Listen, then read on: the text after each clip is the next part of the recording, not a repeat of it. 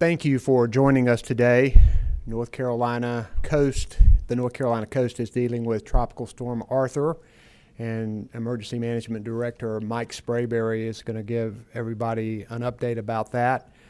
I want to talk about the update for COVID-19 in North Carolina.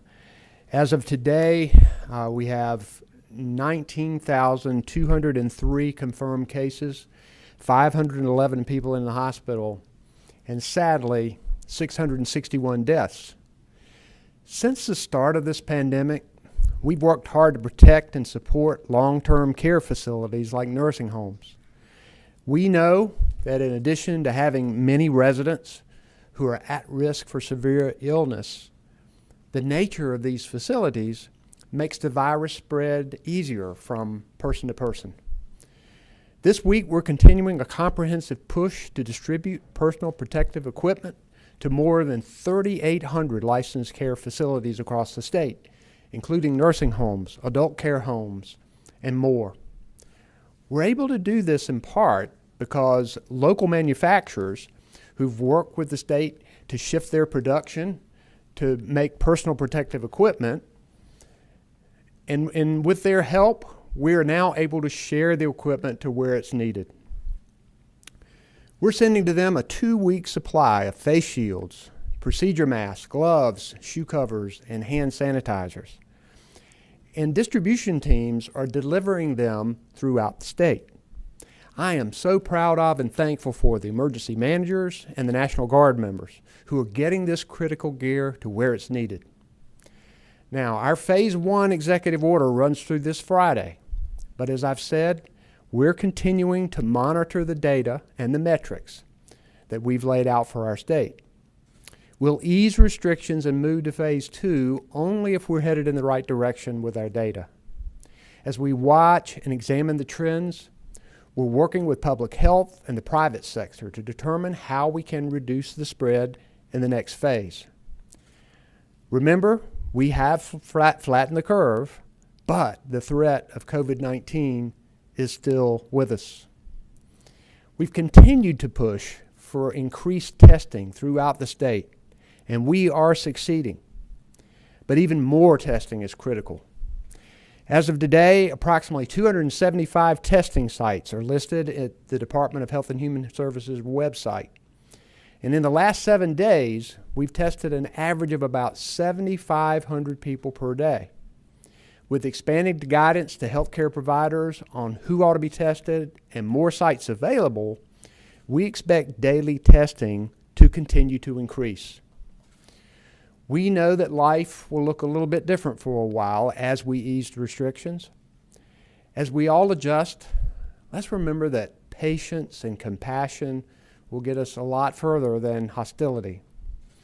I'm troubled by hearing about confrontations between retail workers trying to do the right thing and customers who refuse to protect themselves and others. I know that a quick trip to the store can be more stressful these days with social distancing, face coverings, and being mindful of everything you touch. But it's critical to do all of these things to slow the spread of the virus and to protect others as well as yourself. Grocery store workers, delivery drivers, restaurant workers, shop owners, they are on the front lines and taking important safety precautions to protect their customers. Let's show our appreciation for them by doing what's right, wearing a face covering, waiting 6 feet away, and also remember that a simple thank you can sometimes be exactly what somebody needs to hear during a rough time. We have to keep taking care of one another, and that's how we're going to come out stronger on the other side of this. I have with me today our Secretary of Health and Human Services, Dr. Mandy Cohen, our Secretary of Public Safety, Eric Hooks, and our Emergency Management Director, Mike Sprayberry. Our sign language interpreters are Monica McGee and Brian Tipton, and behind the scenes are Jackie and Jasmine Mativier. They are our Spanish language interpreters. Let's start by hearing from you, Dr. Cohen. Thank you, Governor. Over this past weekend, we saw our largest single-day increase of COVID-19 cases to date. From Friday to Saturday of this weekend, we had 853 new COVID-19 cases. Any increase like this is concerning, and a reminder about how quickly this virus can spread. We continue to dig into this data to understand this increase, but one of the things we know is related to the fact that we are increasing our testing efforts, as the governor mentioned. We continue to ramp up testing across the state and have exceeded the goals we set last month. With more testing, we expect to see more cases. So as we test more, it's also important to watch the rate of positive tests as a percentage of the total number of tests. Fortunately, that has remained stable at about 7%, which is in line with our targets. Additionally, our hospitalizations also continue to remain stable. At the same time, when we see this kind of an increase in case counts, we also know that we are easing restrictions and folks are moving around more. They're going out to shop, they're taking time to enjoy the outdoors, and with more movement, there's more chance for this virus to spread. That's where the 3 W's come in. It's why it's so important to practice wear, wait, wash. Anytime we're leaving the house, wear a cloth face covering, wait 6 feet apart, wash your hands often for 20 seconds, or use hand sanitizer. These behaviors need to become part of our routine. When you grab your keys, grab your face covering and your hand sanitizer. Talk to your kids about this, to your friends. Talk to your colleagues. These are all key actions for all of us. And when it comes to our health, we are all in this together. And it's these simple things that will allow us to continue to make progress through the phases of easing restrictions. Finally, this week is National Emergency Medical Services Week. And I want to give a special thank you to the 42,000 brave men and women serving as EMS professionals across our state. On the best of days, this is an incredibly challenging job. But during this pandemic, these frontline workers have had to step up in extraordinary ways. You've done so with amazing resolve and compassion. Thank you for your service and your dedication to the people of North Carolina. Thank you, Governor. Thank you, Dr. Cohen. We'll now hear from Director Mike Sprayberry. Thank you, Governor, and thank you for your leadership. Good afternoon. I'll start first with an update on Tropical Storm Arthur. The storm passed just offshore of Cape Hatteras this morning, but there are still gusty winds and rain ongoing in our coastal counties.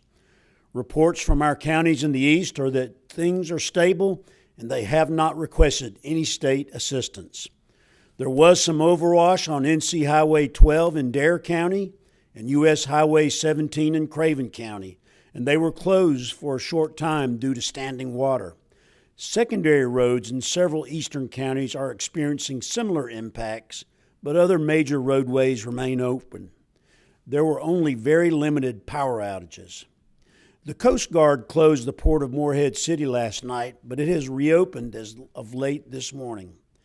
People in the eastern part of our state should remain cautious, especially while driving in areas where water may collect on roads. Today is not the day to take risk at the beach or in the surf. Tropical Storm Arthur is expected to continue to move away from our coast, and conditions will improve, but heavy surf and dangerous rip currents will remain a threat for a couple of more days. So beachgoers need to be extremely careful. It's important to remain aware of the weather, as a separate system will bring several inches of rain to North Carolina over the coming days. The heaviest rain and greatest flooding threat will be across the western half of our state. Heavy rainfall amounts could lead to landslides across the mountains and flooding along major rivers later this week. Today is day 70 of State Emergency Operations Center's COVID-19 response. As we continue working to obtain personal protective equipment for the COVID-19 pandemic, our teams delivered to 38 counties on Friday. Shipments included bleach, gloves, face shields, procedural masks, and cloth masks coveralls, goggles, thermometers, and hand sanitizer. So far, National Guard teams and Civil Air Patrol teams have traveled more than 85,000 miles delivering PPE to 92 counties. We've received a few small shipments of gowns in the past few days, but gowns remain very hard to obtain.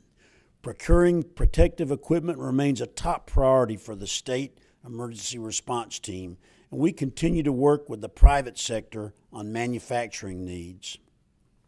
The National Guard now has 928 personnel on active duty. They've delivered more than 1.2 million meals in their support to food banks and school feeding programs. Additionally, the U.S. Department of Agriculture has extended several COVID-19 waivers for child nutrition programs. That's great news. It will enable feeding programs to continue the same level of services throughout the summer. As we continue to respond to the needs of North Carolinians during this pandemic, I want to pause and echo Secretary Cohen and recognize our emergency medical services professionals across the state.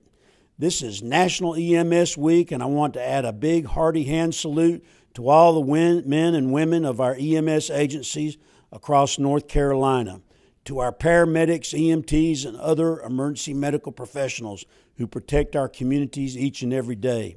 We're so thankful to have you on the front lines every day and fortunate to call you partners in public safety. Remember your 3 W's. Wear a cloth face covering, wait at least 6 feet apart, and wash your hands often. That's wear, wait, and wash. And as always, don't forget to look out for your family, your friends, and your neighbors. Give your loved ones a call daily. I guarantee you they'll appreciate it. With kindness and cooperation, we'll get through all this together as one team, one mission, and one family. Thank you so much, and thank you, Governor. Thank you, Mike. Tropical Storm Arthur is a reminder that hurricane season is less than 2 weeks away. We hope and pray that we don't get a hurricane this season, but know that our emergency management team is working with local authorities to be ready in case it does happen, and also to be ready in a way that's different from usual because of being in the midst of COVID-19. We're going to take some questions from the media. If you could please identify yourself and the name of your organization, and we'll take the first question. Andrea Blanford, ABC 11. Hi, Governor. It's Andrea Blanford with ABC 11. There are a lot of businesses anticipating a move into phase 2 on Saturday. How much notice are you planning to give these business owners about specific restrictions that will be in place for them, or if they won't be able to open after all on May 23rd? And I'm curious to know from you, how likely is the move into phase 2 by then, considering the trends you're seeing today? Thank you. Thank you. We are hoping that we can move into phase 2. We still need to look at a couple more days of the data. We should be able to announce something this week by midweek regarding what's going to happen on Friday. Know that we have been working with businesses throughout the state. Our indicators and trends are going to tell us when North Carolina can ease some restrictions, but working with the business community, our health experts together, they're going to determine how we do it. And so we're hoping that this can happen, and we are going to continue to look at the indicators and let people know something very soon. We hope that we can move forward into phase 2. We know it's important to cushion the blow to the economy, but public health and safety is number one, and we're going to continue to keep that at the top of the list. We believe that economic prosperity and the health of the people can go hand in hand. Thanks. Next question, please. Richard Craver, Winston-Salem Journal. Hello, Governor. Secretary Cohen, this may be actually more of a question for you. This is Richard Craver with the Winston-Salem Journal. I actually had a phone call from one of our local healthcare systems today warning us about what they're seeing, a trend of people actually trying to go to a COVID-19 gathering event, party, whatever you want to call it, where they're purposely trying to get infected so they can start some sort of herd immunity. I know in Forsyth County over the last week we've had at least 5 days where we've had at least 50 new cases, and evidently, according to the county health department, it's basically on clusters. So I wanted to see if y'all have seen anything like that statewide in terms of people trying to infect themselves in these kind of herd gatherings. That is completely irresponsible and absolutely unacceptable. I'll let Dr. Cohen tell you what she may have heard about that. Well, I don't think I could say better than the governor, but there is no circumstance under which we want folks to actively pursue getting COVID-19. The reason we're working so hard collectively to keep virus spread low is the fact that when there is more virus in our community, it not only impacts those who have it, but particularly those who are at high risk of getting severe reactions to disease. So what we're hearing is young folks are saying, I think I'm fine, I'm going to go get COVID-19, but they're out in their communities, they're spreading the virus further, and then those who have more chronic diseases, who are older, but still need to go to the grocery store or go to their healthcare setting or go to the pharmacy to pick up medicines, that means virus is still out in the community and can impact those people. So we are doing everything we can to make sure that we are slowing the spread of this virus, staying 6 feet apart, wearing face coverings, washing your hand, exactly the opposite of what a COVID party would be. So we implore folks not to do that. We are nowhere near herd immunity. A party will not help us in any way. Please do not do that. Thank you. If you do that, you can easily kill someone you love. Next question, please. Tyler Harden, WCTI. Good afternoon, Governor. This is Tyler Harden with News Channel 12 in Greenville. Thanks for taking my question. Several resolutions have passed here in the East by leaders who are asking or encouraging you to take a regional approach to the various phases of reopening our state, especially with the difference in case numbers. What is your take on that, and would you be willing to grant county or city leaders the authority to decide how and when to reopen? As we've said many times, the virus does not respect county lines. Many people often live in one county, work in another county, play in another county. We also know that although there may be fewer cases in a county, the per capita rate may be higher than some of the urban counties.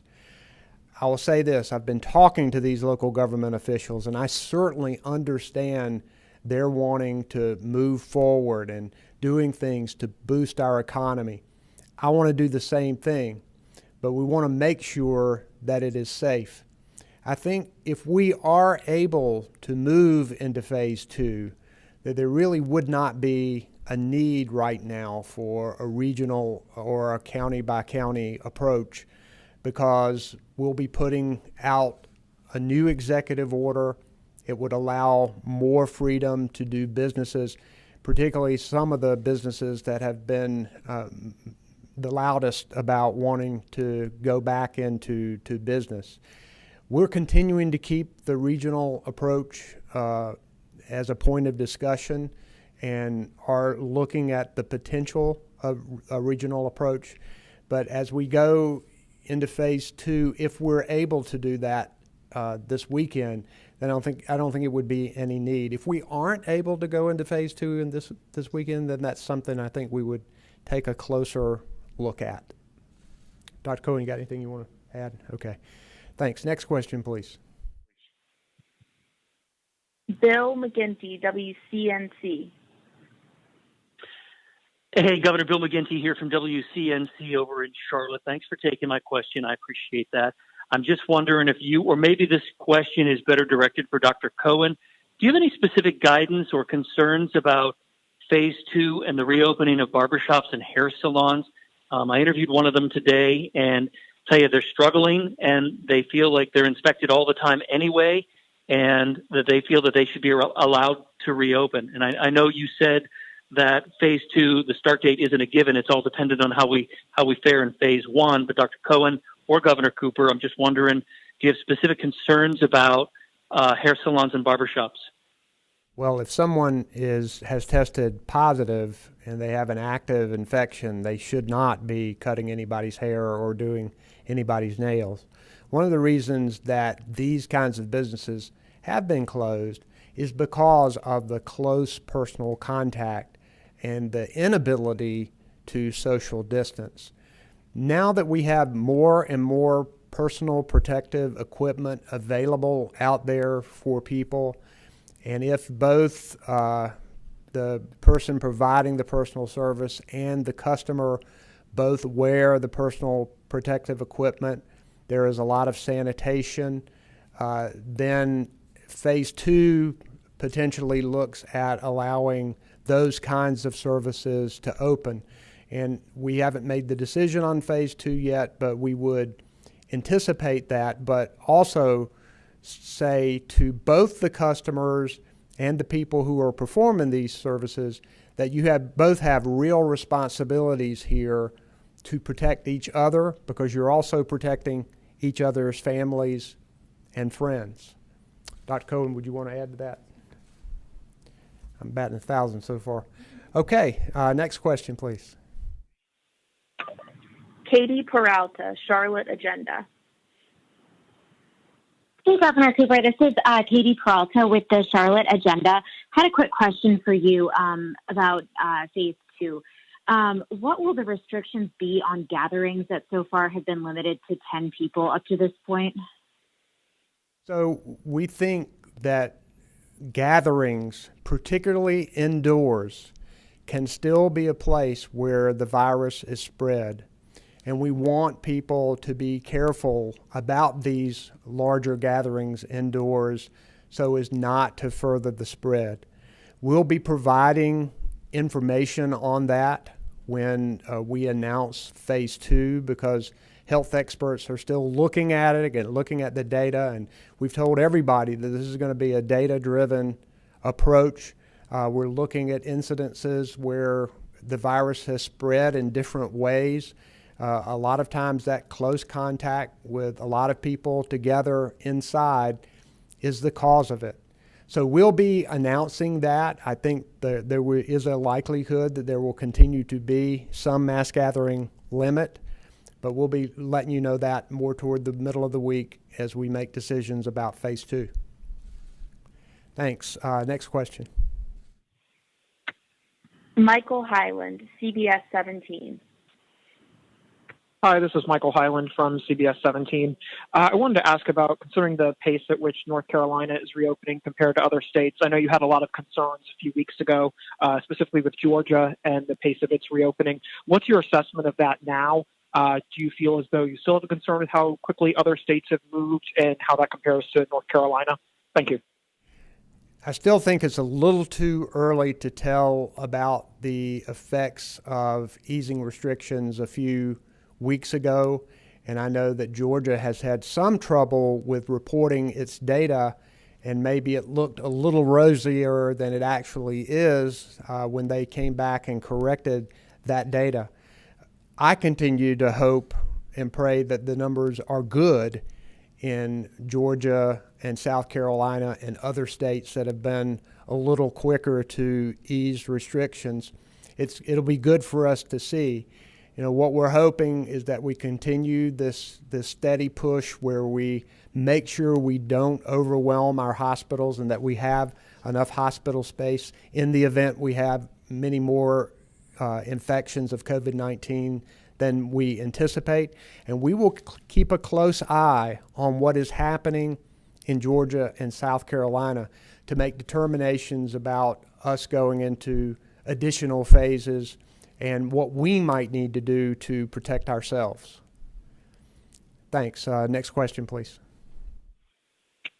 Randall Carr, WRAL. Hey, Governor. Randall Kerr from WRAL. Wondering what phase 2 would look like for pools. Obviously, we have the holiday weekend coming up, and whether we're talking larger pools or smaller community pools. And I know that this virus can spread through touch, but there's also evidence that properly maintained pools can kill the virus. What are your thoughts on those reopening this week? So regardless of whether there are any prohibitions, people really need to be careful in those kinds of communal settings.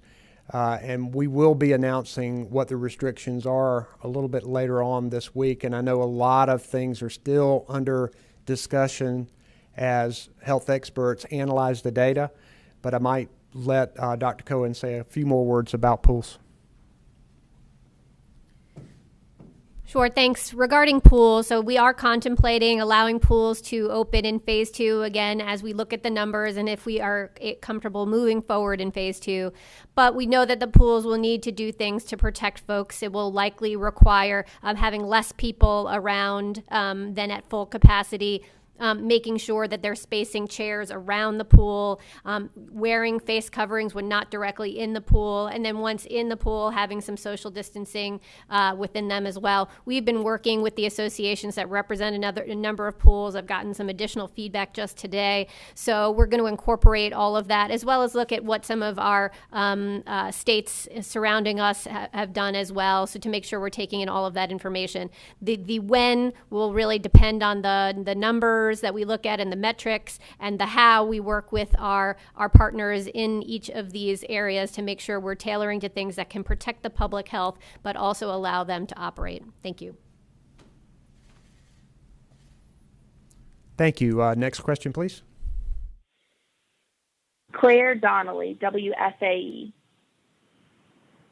Hi, Claire Donnelly from WFAE Radio. I think, Dr. Cohen, this one is for you. I've talked to a couple of long-term care facilities who've said that they're struggling to access testing for their facilities. Obviously, there's some concern with taking residents out of the facilities to go and get tests at a testing site. I just wondered if you could respond to that. Sure. What I would say is for any long-term care folks that are having trouble with testing, please do get in touch with your local public health department or with the state directly. We'd be happy to work with you to facilitate testing. There are plenty of ways for us to facilitate going to the places directly so that you do not need to be sending your residents who may be more medically frail to a testing site. So that's being done across the state. So if there's a few that are isolated who are having trouble with testing, please do identify yourself. We're working very closely with all of the associations, but I would say please get in touch with your local health department, and then we'll be able to help facilitate some testing. We have a number of partners that we're able to work with, and we'll try to make that happen in those facilities. Thank you. Next question, please. Our final question today will be from Nikki Hauser, WITN. Hi, Governor. Thank you for taking the time. Oh, can you hear me now? Hopefully. Yes. All right. Amazing. Well, I'm just wondering about testing. With broader guidelines now since Friday for testing and more people now than ever getting tested, are we going to be seeing even more testing sites popping up in the state? Yes, we are. We're hoping to continue to grow the number of sites. Already there are a number of retail pharmacists that are setting up these sites. We're negotiating for these mobile modular units that will come to particular communities and set up and stay open for a few days. And the Department of Health and Human Services website will let people know where these are. And the good thing about them is that they can go to the communities most in need. Some of our underserved communities really need things like that to make sure that they have access for testing. We want testing to be far and wide. We want to continue to increase it. And the reason for that is we want to be able to move through these phases in order to boost our economy and to get people doing more things in a safe way. And you do that by being able to test and to trace and isolate people and take them out while they are suffering with the virus and try to slow the spread that way. And we are ramping up our testing and tracing to meet those challenges. And the more testing we can do, the better off we're going to be as we move into phase 2 and beyond. And our testing surge group is working hard to make sure there are many more tests throughout the state. Thanks very much for joining us. We will be with you again later this week. and stay safe, everybody. Thank you.